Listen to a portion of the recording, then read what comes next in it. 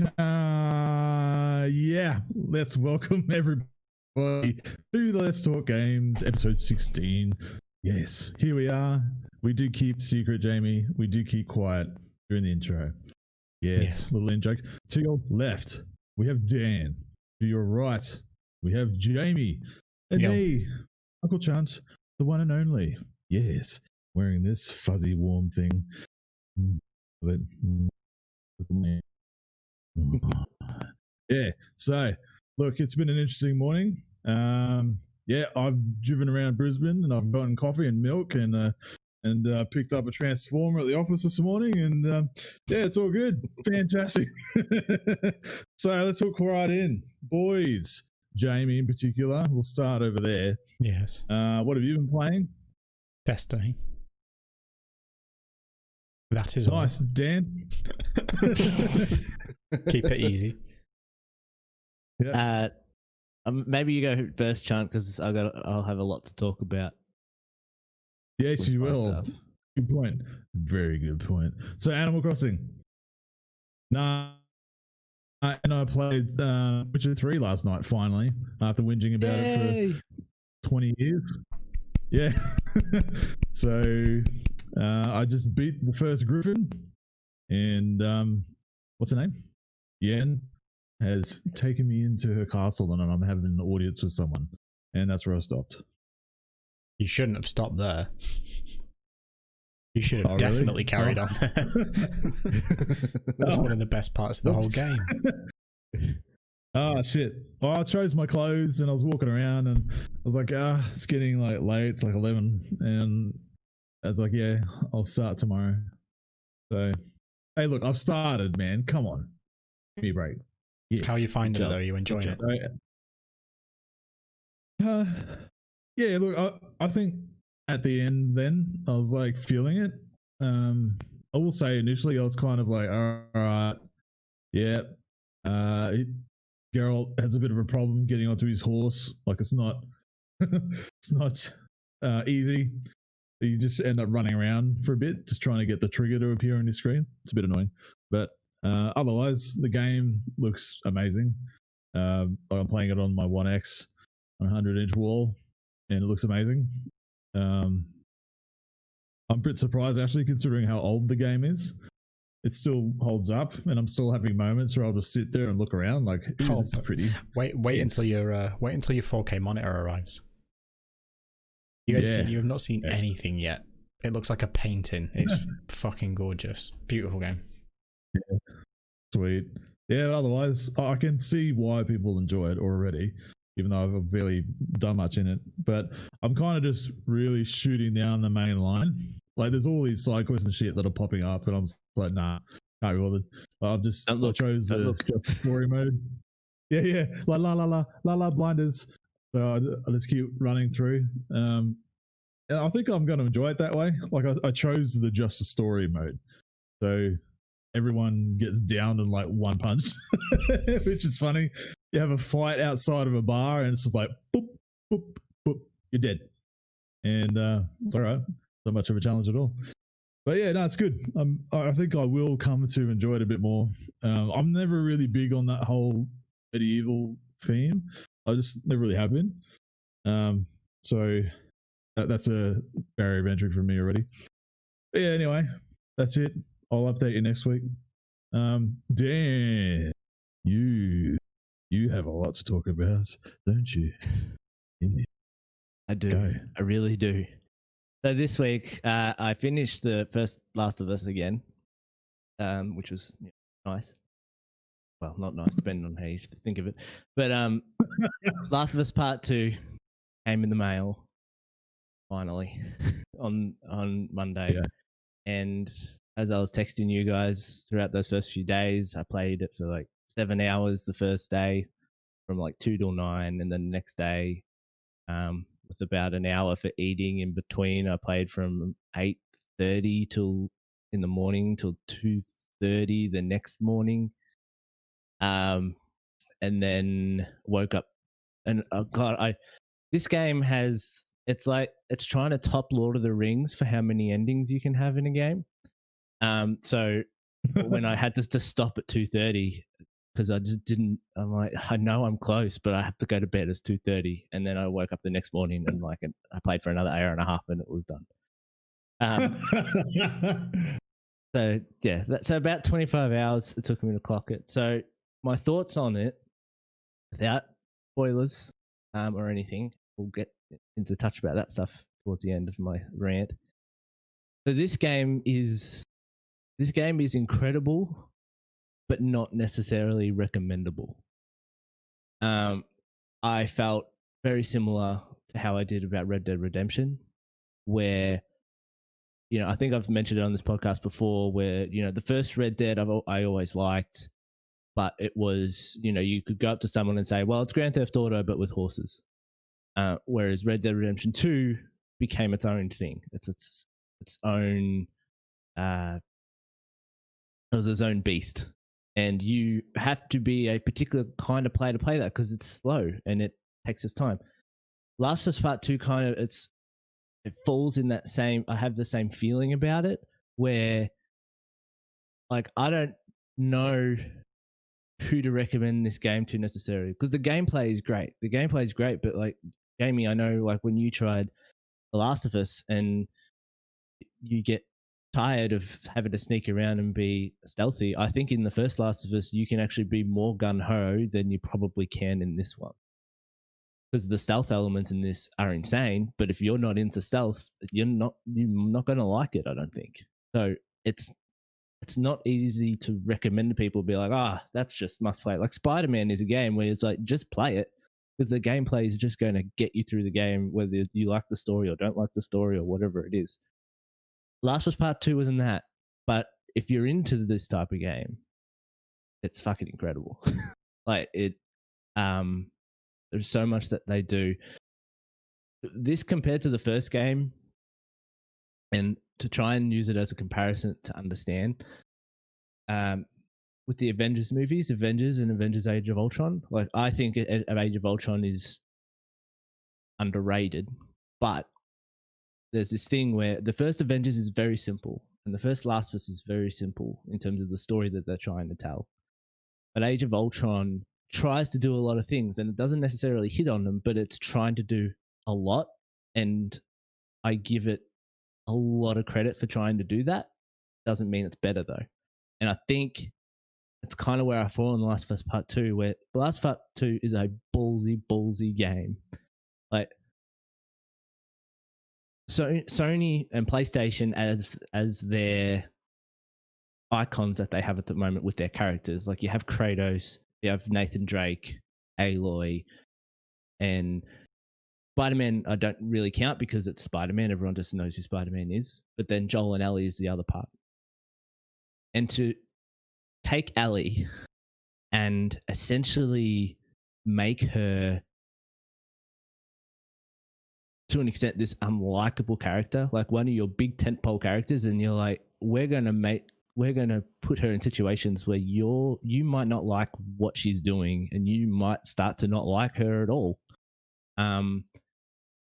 It's just a ballsy thing to do, but it was really fun to do that. So I think I do like the first Last of Us more, but I think there's so much more to appreciate in the second one. Everything is better from the original. It's more intense, and I think this is where a lot of the violent conversation is coming out of when the game's been released, and a lot of the discord around it. Where, in the first game, when you sneak up behind someone and choke them out, it has the whole thing where the person's like trying to grapple your face and trying to stop you, and you choke them out and you put them down. In this game, because you're Ellie, and maybe because you're smaller and you're not as strong as Joel is in the first one, where instead of choking them out, you're just stabbing them to death. So there's this thing in the first one where you kind of feel, well, if I can get behind them, I can choke them out and not kill them. Whereas in this one, you just kill them straight up. To some extent, you start choking people out, and as it gets closer to the ground and you think they're just going to get knocked out, you just go and you just hit the neck snap. I'm like, oh, okay, well, yeah, no one's living through this thing. But the sound design is incredible. The amount of things that tip you off, that if there's a clicker nearby, or you're about to get spotted, or just hearing, like there are, if you guys can go on YouTube and just look at clips of people going to the gun bench and upgrading their weapons, because the animation on that gun bench is fucking insane. Like and the sound design, every time a metal moves past another bit of metal, and then you grab the cloth and you hear the cloth, and the sound design is absolutely insane in this. And the enemy AI, people have talked about it during the week. I'm trying not to talk about a lot of what you've probably heard on other podcasts and stuff. I'm just trying to give my thoughts. But the enemy AI, the fact that when you kill someone and someone else sees them go down, and it's like, Mark, and then they pull out and they look for you, and the way that they spread out and search for you is really realistic.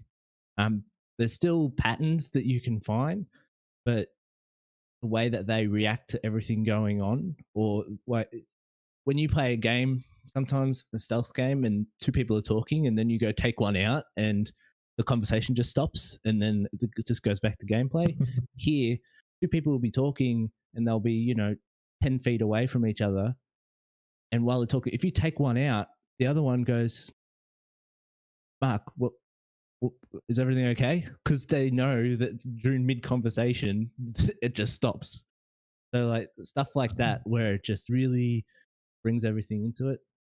I think people this week have talked about the accessibility options. When you boot up the game, it gives you all this information about, if you're hard of hearing and you have subtitles on, they'll have arrows next to the subtitles to show you where the NPCs in the world as to where they're talking, so it helps you identify where they are.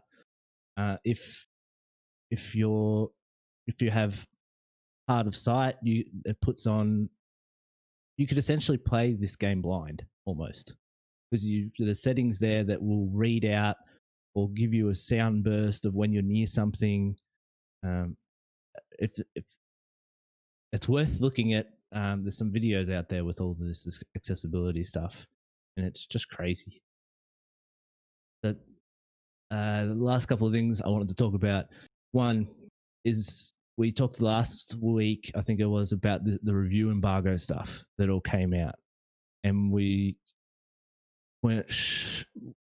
didn't understand what they were talking about with the embargo and what they were holding back. Now, having played it, we know now. I totally agree with the stuff that they decided to keep out, because I'm so glad that stuff was not mentioned in any of the reviews that I read. Because, I mean, we've all played Spider-Man here, so I can at least spoil Spider-Man.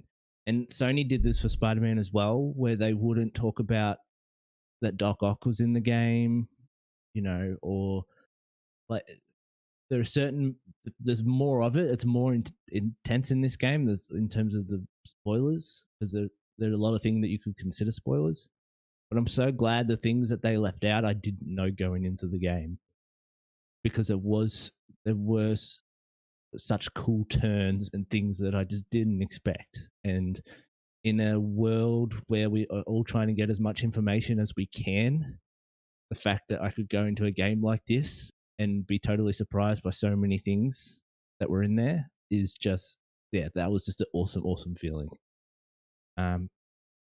So I decided this a couple of months ago, but at the end of the year, once Ghost of Tsushima has come out, I was going to review basically all the PS4 exclusives, or not review, but rank them. And this is going to be up near the top. But as I said, it's going to be my list, because not a game you can easily recommend. You need to know the person that you're trying to recommend it to. But yeah, that's my review of The Last of Us Part 2. Hey, well, at least you enjoyed it. That's good. Did. You know, Happy for as you. opposed to other people that have been quite vocal online. But like I said earlier in the chat, I see this as like Gears of War to me, where people just are like, whatever, like that. Oh, the story, rah, rah. But here I am, like, man, I'm fucking enjoying myself, you know, regardless. You know, there's a choice in that game that you need to make as well. That I was like, oh no. So, you know, I can relate in that aspect. But very good. PlayStation has another one. Awesome. But something else that everyone can enjoy that's not tied to just one console is Cyberpunk 2077. Oh Lord. So we finally got some more information about this game yesterday at some god awful time in the morning. I think it was like 2 a.m. or something in Australian time. It was a sweet 6 p.m. here. I'm fine with that. Good time for me. Yeah, it's not all about you, Jamie. Yeah, I'm happy for you, mate. Occasionally is. So, was it Night City Lights, whatever it's called? Episode 1, which I found was interesting. So we're clearly going to get some more peaks to the road leading up to November 19th, whenever it comes out. So we saw basically an introduction into some Detroit Batman detective mode, which I'll admit, yeah, it really killed the pace a bit. I figured something like this would be in the game already. I didn't need to sit there for 8 minutes watching a whole sequence, but whatever. Just on that what's it called? Brain dance. Brain dance. That's it. Thank you. Just on that, before we start talking about everything else that we saw, what are your thoughts on that? Jamie, start with you. It's my least favorite part of the Arkham games. I mean, when they started showing all of this, I was like a bit meh.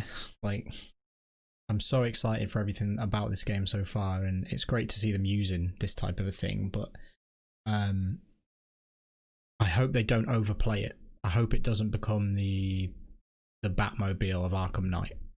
You know, like they mentioned that they actually do tell story to do with the main quest line via Braindance, and that concerns me. But other than that, like, yeah, it's a cool feature to have. I just hope that, or, you know, everything's supposed to be emergent, isn't it? So if we're going to do emergent gameplay, hopefully there's a way around whatever part of storytelling this does that means you don't have to do it. Do you know what I mean? So you're not forced into doing it, but it will help you if you decide to. Yeah, like I did like some of the aspects where they were showing where you could kind of cut layers, like listening to certain audio and removing others, and, you know, looking at thinking outside the box a bit, like looking around the environment and pinpointing things that might help you discover other things. That kind of thing is pretty cool. And it is a bit different than the Detroit and detective mode from Batman, where it's kind of already laid out for you. You just need to find and connect the dots. This one seems it's a bit more open. But that's just what I got from this one viewing. But Dan, are you excited about any of that at all? Well, yeah, like the Predator mode in the Batman games, I always actually like doing. So this just seems like a little upscaled version of it. But I did find, I think it got to about minute 6, and I was like, they're spending a lot of time on this feature, which, yeah, it's like when you watch a movie and they tell you what an EMP is, and it's like, I've watched movies before. Everyone knows what a fucking EMP is at this stage. Like, you don't need to explain every single detail of this because we understand the concept. Yeah, that was my. As it got longer, I just went. You just needed to mention that this was a thing that you do in the game. Yeah, 7 minutes of it felt like about 70 minutes of it. Yeah. Particularly when I found myself checking my phone. Yeah, I was like, all right, I know what this is. I'll wait till the next part. And turned out this was the main part of this episode today. And I was like, oh, all right. Fair enough. But otherwise, yeah, cool. Whatever. It is what it is. I do hope.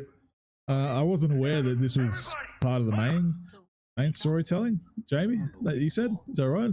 Yeah, they're gonna tell parts of the main campaign using this. Oh, right. I missed that point. Fantastic. All right. Well, we'll see how that goes.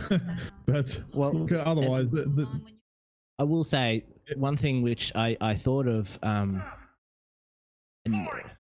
one of the other trailers, and it's come back in this, where like the game looks great. I think I will be getting it for the PS5 launch and just play it because it's needed. But the dialogue is still making me cringe. There's still something about it where maybe I'm just not used to it. Like maybe once you play it for an hour or two and you just start to learn the characters, you'll just get used to it. But the dialogue is just so weird and makes me cringe. Like how the fact that everyone has like a deep, thick accent of like there's no blend to it. Like you're just going from one extreme to another. Like everything is extreme, which Cyberpunk, sure, I get that's kind of the world. But yeah, everything is just extreme, and I don't know how long I could deal with everything being extreme all the time. I think that's part and parcel of this game, though, isn't it? Like you signed up for that, knowing right at the start that's what this is going to be. And let's face it, we've all played Life is Strange. We can get past cringe dialogue and learn to love it. That is true. Hello, yeah. That is hella true. Word. Yeah. Look, otherwise, positives. The game looks stunning. The lighting in this game is amazing. I didn't expect, like, we've seen footage before, but they say at the top this is still like a work in progress visuals or whatever. Might not be representation of the final product, all that shit. But yeah, it is. The lighting just looks amazing. It sets the world. The lighting on the face. Every time you see your face, you can see everything, like every character part of their face. Like I was just really taken by that, and the animation thing looks so polished. Like you play a lot of games, particularly in these RPGs, where there's certain animations that are a bit janky, or you kind of just sit there and you're invested, and then a character moves a particular way and you're like, oh yeah, I'm playing a video game. It just takes you up for a moment. But from what I saw on this presentation so far, I was like, wow, everything looks great. Even the facial animations look cool. But I think it's the lighting that sells it. Yeah, massively. Dan, did you get to watch the 4K stuff that people have put out of it? No, I didn't get that chance. That blew me away, because I thought everything we've seen, like stream wise and reveals and stuff, it's looked great, and you can see all the light and stuff. But as soon as they put out the 4K footage, I was like, this is ridiculous. Like this is crazy. Exactly what Chunt's talking about. The detail in people's faces is outrageous. Like The Witch is bad enough, but this stuff's fucking mad. Like it looks really, really good. I still wish it was third person. I agree. But that's all right. I'll get over it. Why? Yeah. Only first person. I think especially when you're going to go into so much customization. Like I had the same thing when I played Far Cry 5, 6. I don't remember what we're up to now. But where there's this fact is like you can customize your character and all this, and then you go into first person, and it just takes me out. I'm like, but I did all this work. I want to see my guy. At least with this, that it shows. There's that little snippet in the trailer where the guy is. You're looking at yourself in the mirror, and it has the. I'm just going to call it the what is it? The brain dance thing. At least you can. There'll be parts where you zoom out and see your character and that. But yeah, if I'm going through all this customization, it'd be nice to see the thing that I've customized. Yeah, I think the whole purpose of why it's first person is Cyberpunk as a franchise or property is a pen and paper RPG like D&D. So that's the origin of it. So you're creating your own character, and it's first perspective. So you're playing this character, and I think that's the design choice that they made for that game. I don't know if that's true, but that's just how I take it. Like, I expected it to be third person as well, just because of The Witcher, you know. But then when I realized the origin of the property, I was like, oh, all right, it makes sense. You're playing your own character as you go. I can't see this game now as anything else but a first person, just watching it. And yeah, it is what it is. Just the open world as well. It took me right back to Mad Max, that game. I loved that game. That game I thoroughly enjoyed. I cleared the map, you know. Yeah, man, I really, really enjoyed it. And when you see the other outside of the city, I was like, oh God, yes. Like, give me some of that Mad Max. That some of the quests in the Mad Max game were just great. Really, really dug it. So if it's anything like that, I'm in. But yeah, look, I'll be waiting for the Series X version or upgrade or whatever to play this. I'm not going to jump right in. I don't know how soon or if that upgrade is going to be at launch. I don't know. They said stay put, or we'll keep you updated or whatever on what's coming for that upgrade. Yeah, because it's going to get announced at the Microsoft press conference. Yeah, you're probably right. Microsoft will announce it, but it's going to be day and date. Yeah. Yeah, it was. I can't wait to play it. Having watched it, it's just like, I feel like they did a really poor job of selling me on something that I already want. You know what I mean? So it's like we've seen loads of stuff, and it's like, yes, I want to play this game. Thank you for showing me more of it, but show me something else. Like, do you know what I mean? That was a lot of critique that I've heard coming of the showcase. Like, you showed us a load of stuff we've seen before, and you showed us this brain dance thing that you spent far too long on. When people are coming away and going, the best thing we've seen today is probably the anime that you've announced. That's the thing people are most hyped for. That's a bit of an issue. But I think by this point, this game's just, it's, for all intents and purposes, it's going to blow everybody away, isn't it? I mean, have you guys seen any coverage of what people who have actually had hands-on with the game have put out? I've purposely haven't. I don't want to know. I don't want to hear about someone else's perspective on a game that hasn't released yet. Particularly this game, I just want my own first impressions. So, you know, it doesn't help us to talk about it, but that's what I want to do anyway. Yeah, I've listened to one review, or not review, hands-on, because I'm still not fully sold on the game, and I think, I don't know what it is yet, and we're probably going to talk about this a little bit in Avengers as well, where it hasn't, like I talked about the Last of Us, you got to find that thing that appeals to people, and I don't think Cyberpunk has quite done that for me yet. I'm going to play it, but right now, if 10 is like an intense buy, I'm at like a 7 or 6. I'm like, this looks good. I'm going to play it because it looks good, but it's not getting me to jump out of my chair. Yeah, don't buy it because of the hype. A lot of people do that. They buy a game just because it's hyped by everybody. But if it's not hitting you yet, then don't really worry about it. But I think those that are going to buy it, like Jamie just said, this hasn't changed their mind. Like, they're already still going to buy it. Yeah. But they want to see something more. Yeah. Like, that other original half-hour gameplay demo that they released months ago, whatever it was. They need to do another one like that, because everyone was talking about that for months. Yeah, that's what I was expecting. I was expecting a half-hour showcase of a different part of the game, still early on, maybe from a different perspective to what they showed last time. It's like, hey, look what else that you can do in this world. Is a kind of directed walkthrough of it, and then speak to a couple of the developers after the fact, and then bookend it with that. Oh, and by the way, we're making a Netflix series with one of the highest regarded anime studios on the planet, and just leave everybody super happy. I think it's it's not a misfire. I think again, it's just one of those things that we're suffering through the quarantine period of people are overselling and overhyping these events, which means, and you know what? That's not necessarily CD Projekt's fault. They didn't turn around and go, "This is going to be the biggest and best event that we've had yet. We're going to show you so much shit that you're going to literally like cry tears of absolute joy."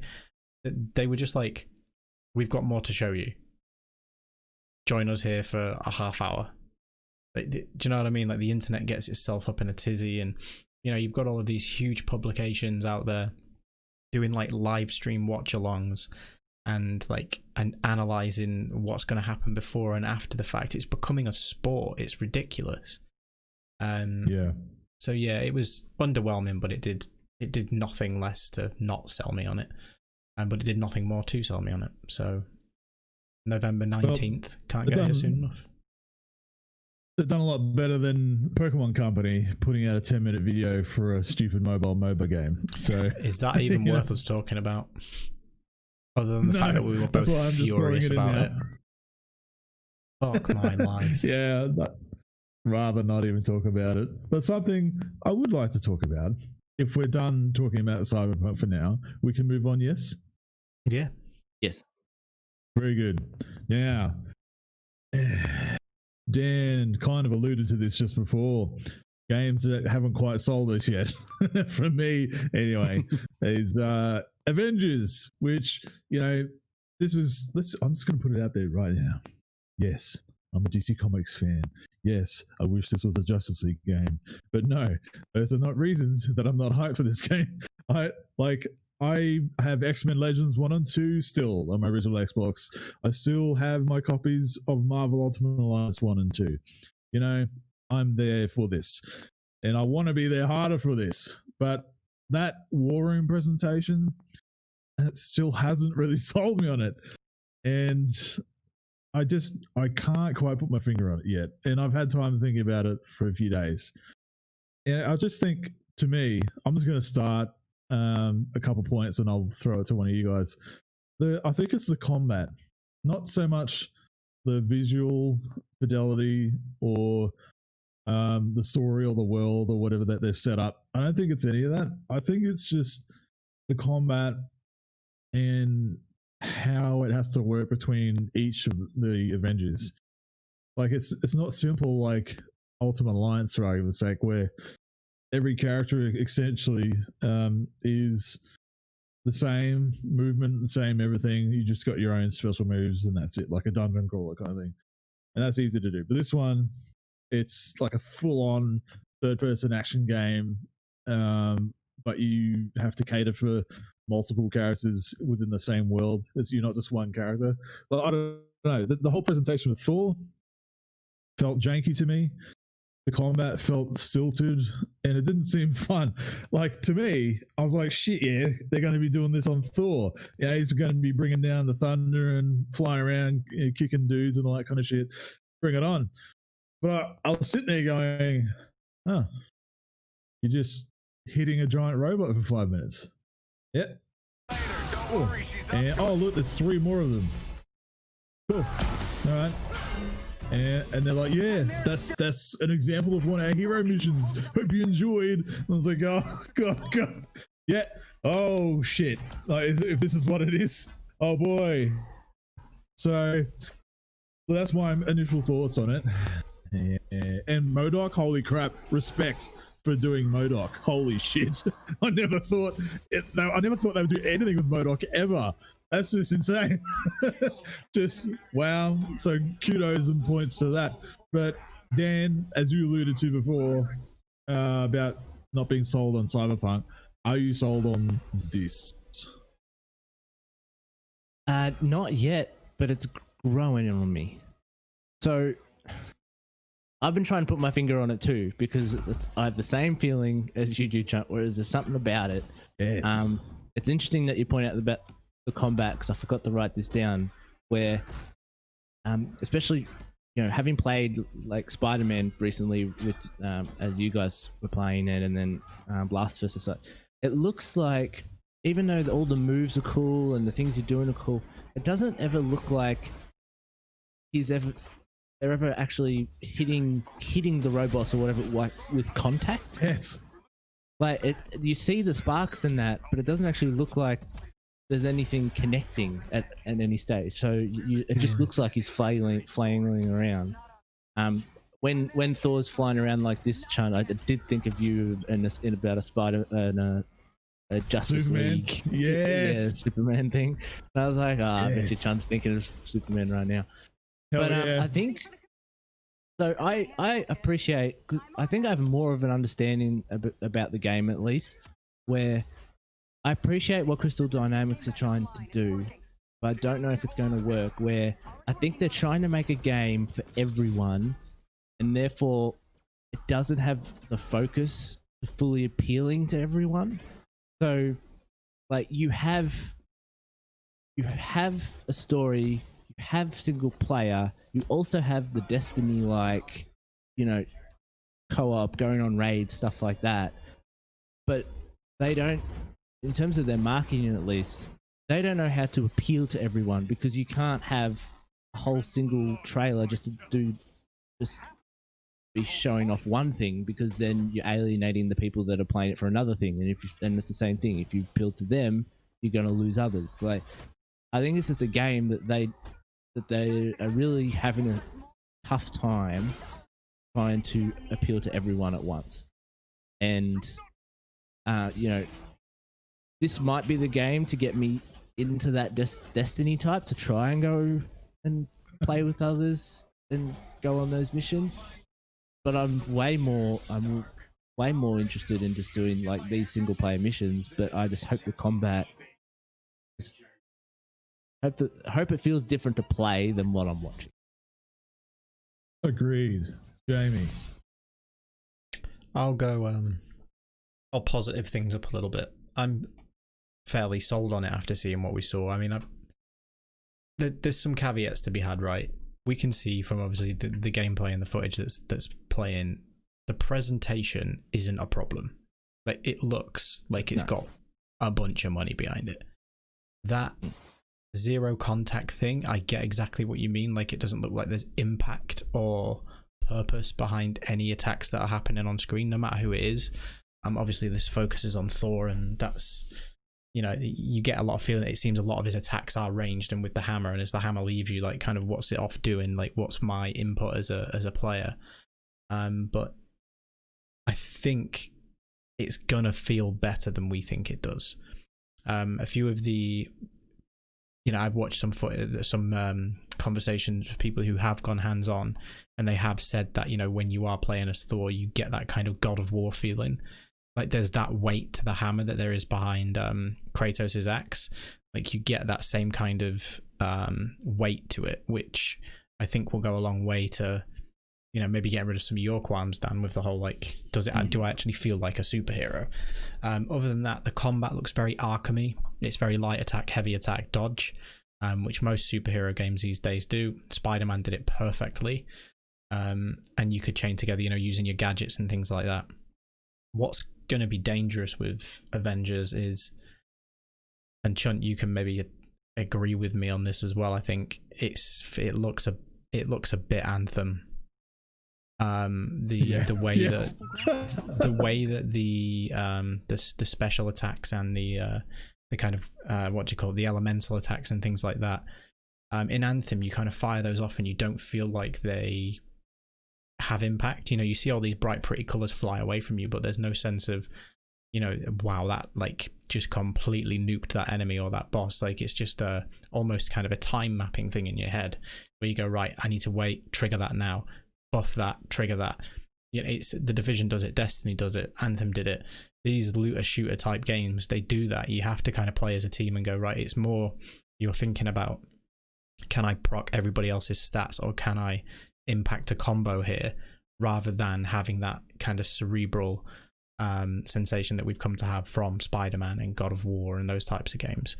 I see it being quite a hybrid of Ultimate Alliance and this Destiny Light type of thing, which appeals to me. That I like those games. As I said, like, I've played so much Destiny that my eyes should be bleeding.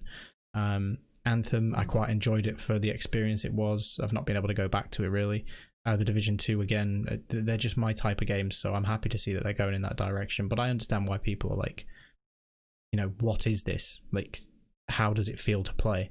The beta is going to be a big, it's going to be a big moment.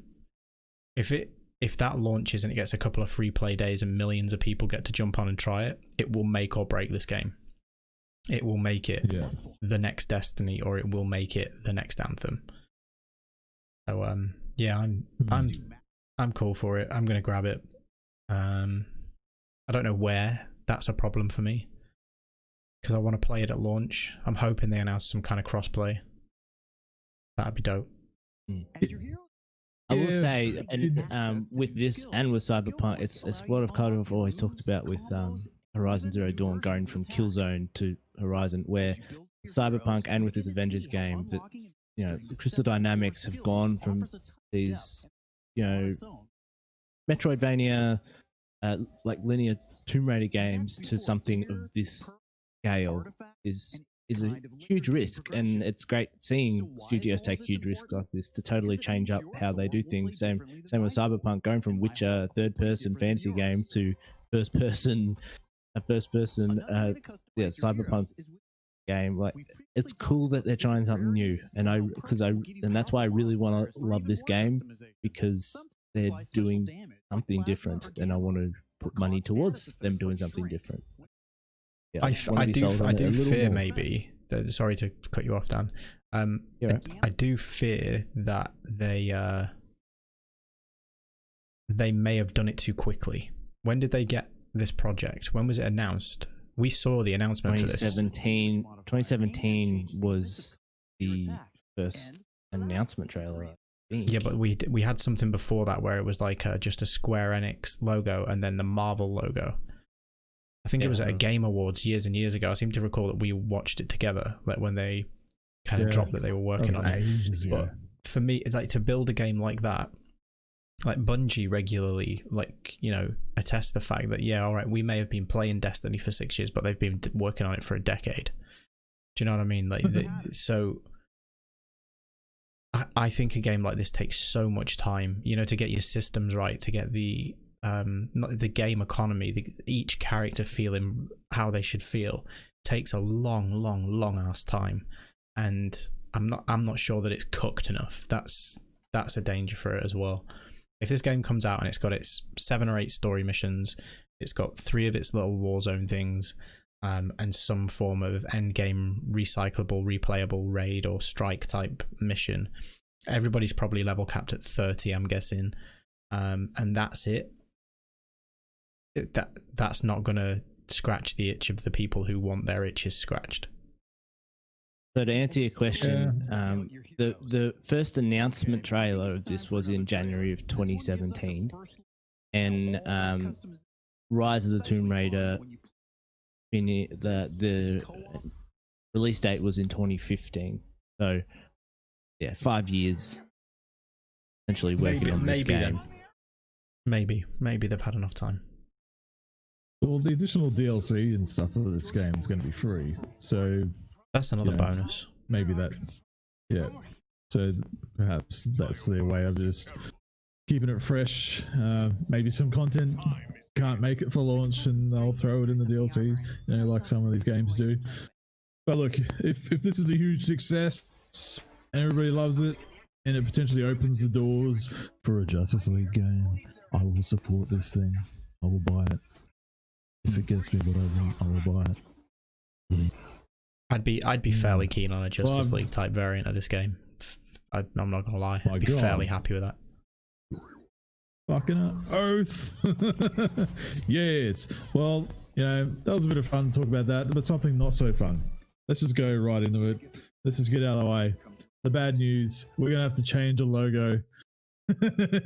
There's a little thing up at the top left of the screen with a URL and a logo. We're gonna have to swap that out. That we've used once. Because yeah. So Mixer, our audience is gonna leave us. Oh yeah, all the one person that subbed there. I don't know, but Mixer is no more. Disappointed. As many are, for a number of reasons. So I personally like Mixer as a platform. I like the way it looks. I like the way it feels. I like its offerings. It was super fast. It was integrated easy. I think they really had a winner on their hands. It was super polished. I used it just, the odd time when my computer would work properly and I could stream, like doing my drawing and whatnot. And it was really quick, and the chat was so fast to respond. There was no delay. I think it was really a superior product compared to other offerings. But that's just me. And now, just some shotgun announcement, even though that this has been on the table for a while behind the scenes. It wasn't just someone woke up today and decided to shut it down. That's not how it works. So yeah, they put out a statement of like, yep, Mixer is shutting down. We're gonna merge with Facebook Gaming. Hurrah! Here's your options. You can migrate your account over there. You can keep all your bits and all whatever you've got with your account can move over, or the equivalent. There's a few points to talk about here, but first, I just want your initial reactions on that. So I'll start with Jamie, because I know like you've used it probably more than Dan has. Your initial thoughts on this?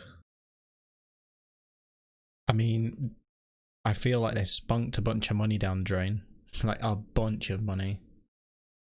Some of the rumored contracts that are now, now the company's going to foreclose. People can discuss contracts and kind of what was in them, clauses, etc. The money that they spent on Shroud and Ninja was outrageous, and they're both basically going to become free agents. I get, looking at the metrics of Mixer, that it wasn't sustainable. Their growth capped out April of last year. They've been on a downward trend since April of last year, which is mental. Any of the big boys who go there lose roughly a third of their audience, which doesn't sound like a lot, but you try taking a third of an audience away from somebody who's getting, say, 30,000, 40,000 concurrent viewers. That's a big part of your audience. And merging with Facebook, that's a positive to take away from this. Initially, it's not. It's a negative, and I've seen people, a streamer that I supported myself when they were over on Twitch moved over to Mixer, and they're now going to Facebook, and I saw people actively in that person's chat saying like, good luck, but I'm not creating a Facebook account to watch you. Like they want nothing to do with Facebook. So it seems all bad, but we have to remember, Chunt, things like I said to you, Facebook own Oculus. Is that a partnership that Microsoft are buttering up? A lot of the technology that Mixer has is going to be integrated into Facebook. So is there some sharing of tech going on there? Is there some, oh, hey, how cool would it be to just plug an Oculus into a Series X and have full room scale VR?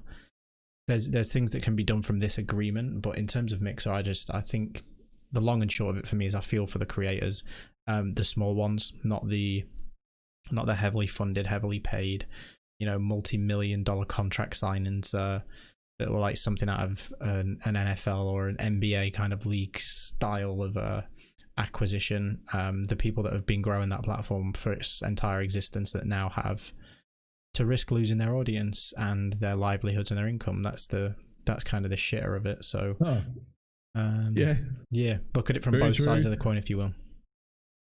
Yeah, well, just an example on that, who wins and who loses.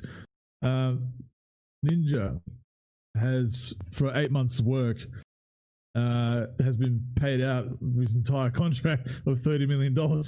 So he walks away a free agent with $30 million in his account for 8 months' work. And Shroud, much the same. Oh, sorry, Ninja about 10, Shroud about 8 months with 10 million. So, in theory, they could just do nothing for the rest of their life now, for a solid 8 or 10 months work. That's not bad, but not everybody got that same deal, same treatment. And they were offered double from Facebook Gaming to move over. They're just like, nah, pay us out, Microsoft. They did. But yeah, the smaller content creators are the ones that are going to suffer the most. Like, they put in the years building up their own little communities, and now it's gone. and how can you rely on that that many people to carry over to a platform that they're not a fan of? Like, I personally don't like Facebook. I don't like I just don't like it. Like, the whole purpose behind it, all the information it has. I only use it because my family's on there. Otherwise, I wouldn't be too worried if it disappeared. But Dan, I know like you don't really have much experience in like the streaming world, or streaming it yourself or anything like that. But do you have any thoughts on this at all? No. Yeah, more just the business behind it, not necessarily the platform itself. But yeah, like you say, it was sudden for people, and it was sudden. Just it wasn't like a separation and a divorce. It was like they took the money, they took the kids, and they left in the middle of the night, and they went, "See you later, we're gone." And yeah, as you said, it wasn't something that they just decided overnight. Like, they had plans to do this over a long period of time. It's just real shitty that they didn't allow people that time to let their audience know that they were going to slowly transition to somewhere else to try and bring their audience over. I feel like they went to Facebook gaming because I don't think Mixer wanted to direct people to Twitch, who are their main competitors. Like, they don't want to just make their competitors grow even more. Like, I think if PlayStation ever gets sold off, they would not go to Xbox. Like, it would be the same thing, so it was kind of a shitty thing that way. I feel bad for all the smaller creatives. The bigger ones, like, they're going to essentially double their money for doing the same amount of work. As you said, 8 months gets $30 million, and then he can go back to Twitch or whatever and get the same amount of money again. Well, and I'd be interested to see what happens there. Well, not to cut you off there, but about the Ninja thing. Like, he was built on Twitch, right? And he left Twitch, and not on the best of terms either. So does he go back to Twitch? And if he does, will they give him the same favorable treatment?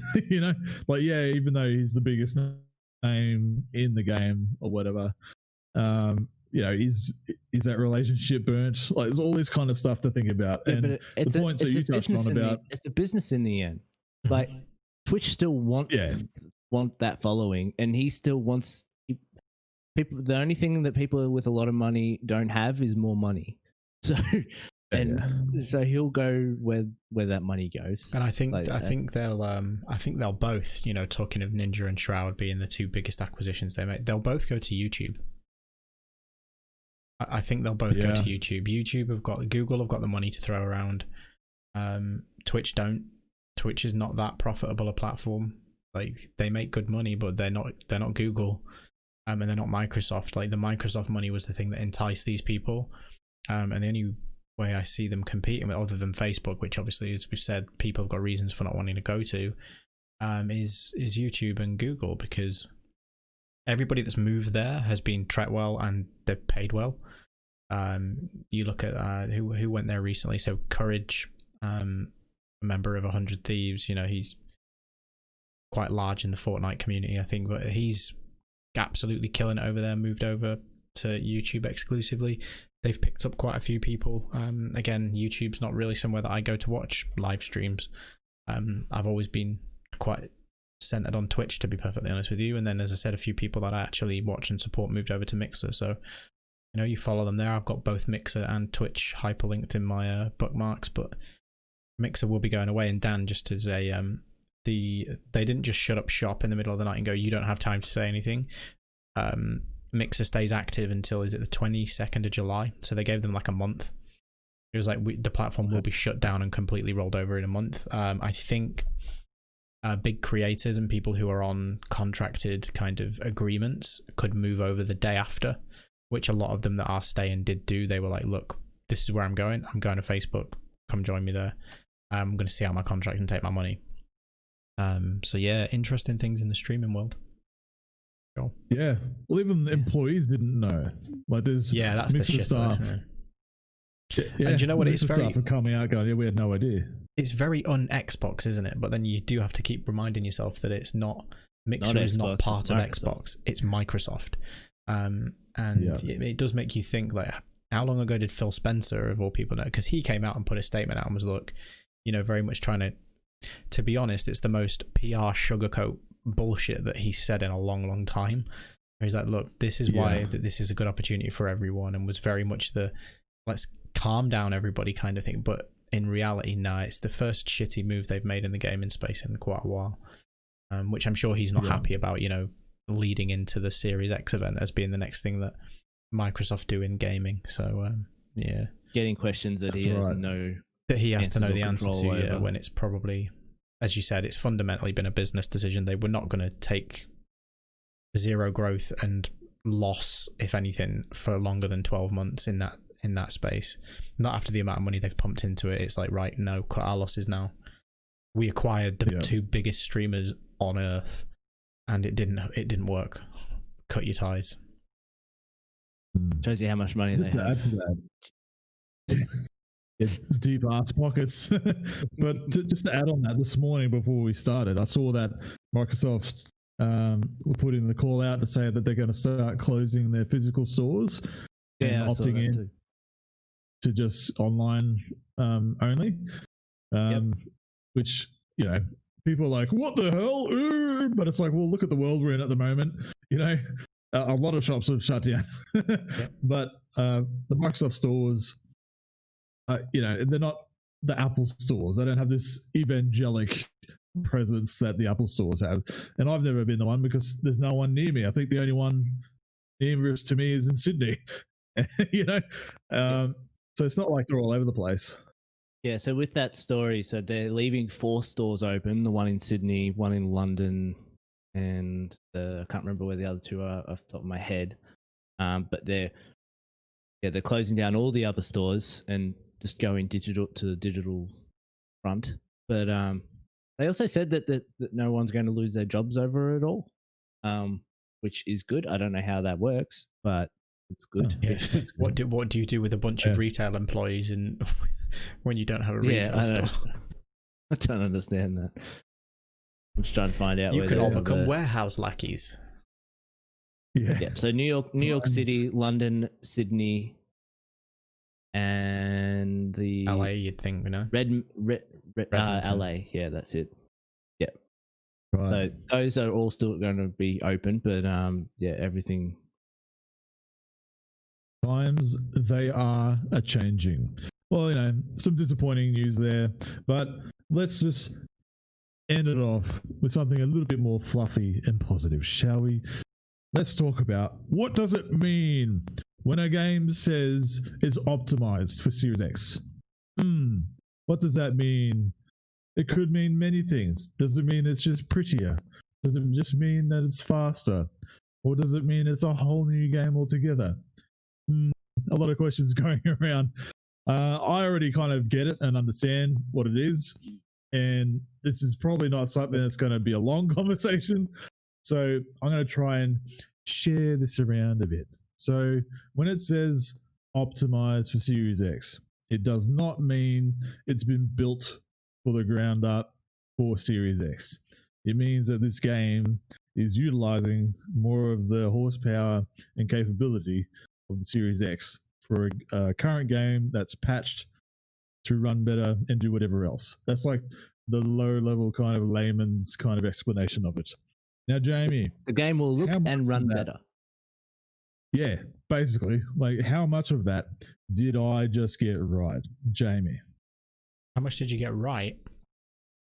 It's the statement of it's not built from the ground up for Series X. They'd tell you that's wrong, because it has to be built inside of a Series X development environment to be considered enhanced or optimized. Not like built for it's not like Series it X, only runs on this hardware. for. It needs this hardware to run it. But the development environment of specific games has been shifted to Series X to be polished and optimized.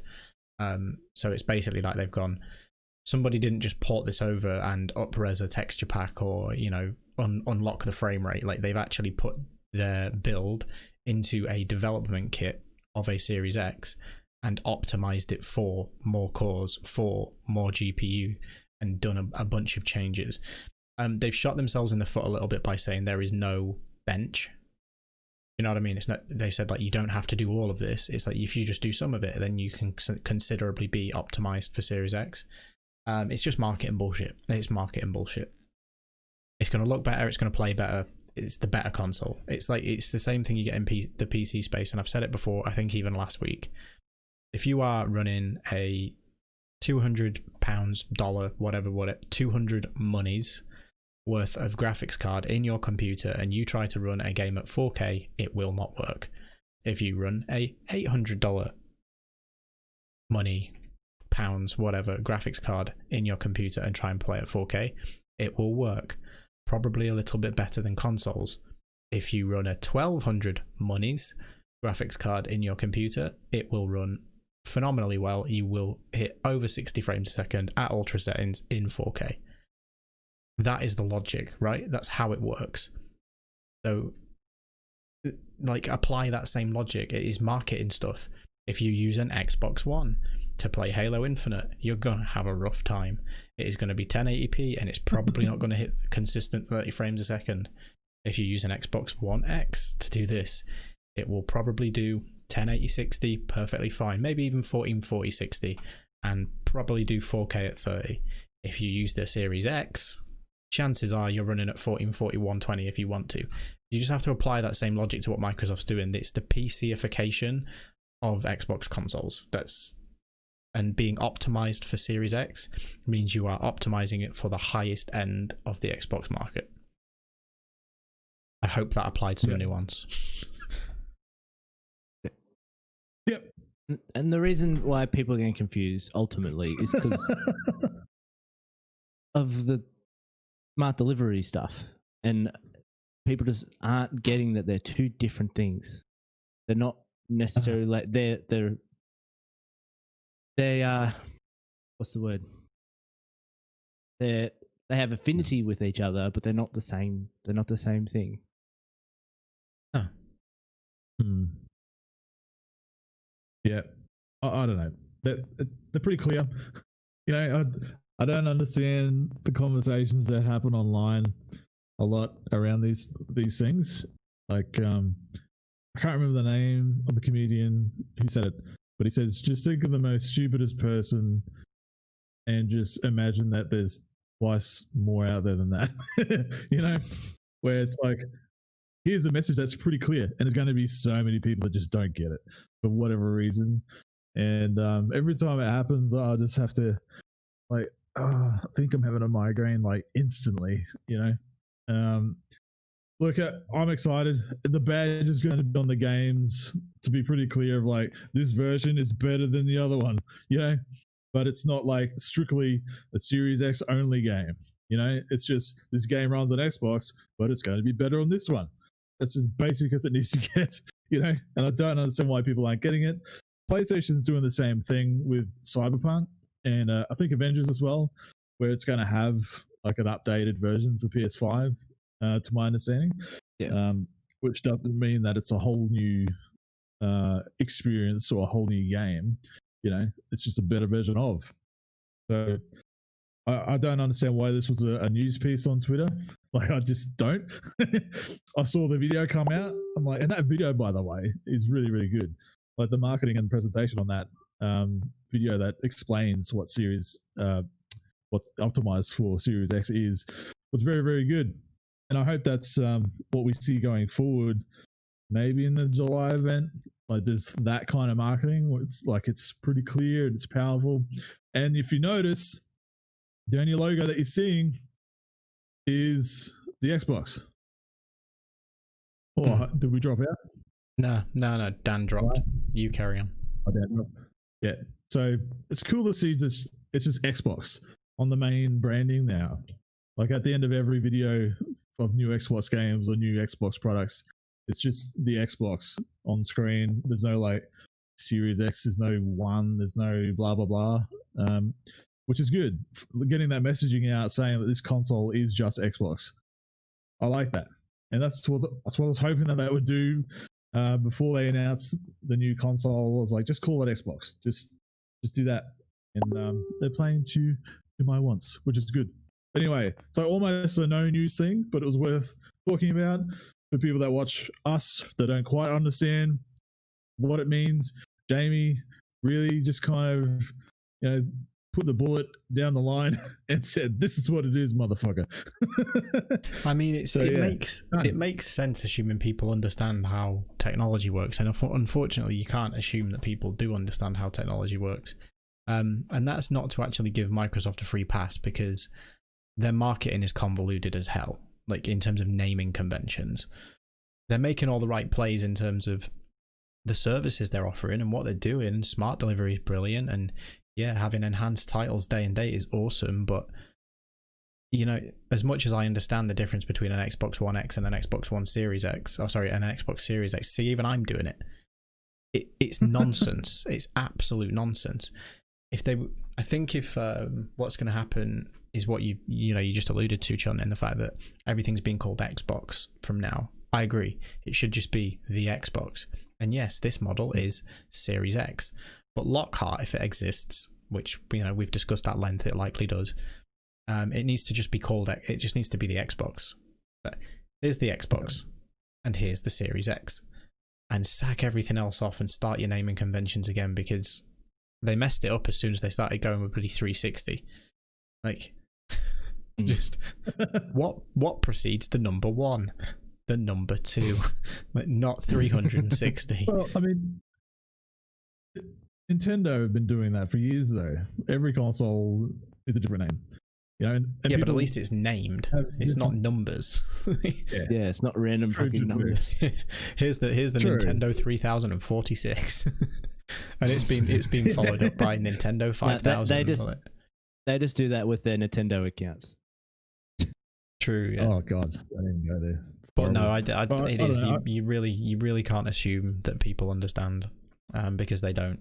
You have to pander to the lowest common denominator, and as we've said multiple times, we're not those people, but there are people that are interested in video games who are those people. So, yeah, unfortunately, you've got to explain these things 100 times. True. But these are the same people that upgrade their phone every 2 years and understand how to do that. So I don't know. Yeah. Whatever. But they don't know what they're buying either. Like, they're just upgrading their phone because it's new. Like, they don't actually know what is new in the phone. Yeah, they just want the new hotness. Yes. Oh yeah, it does better pictures, mate.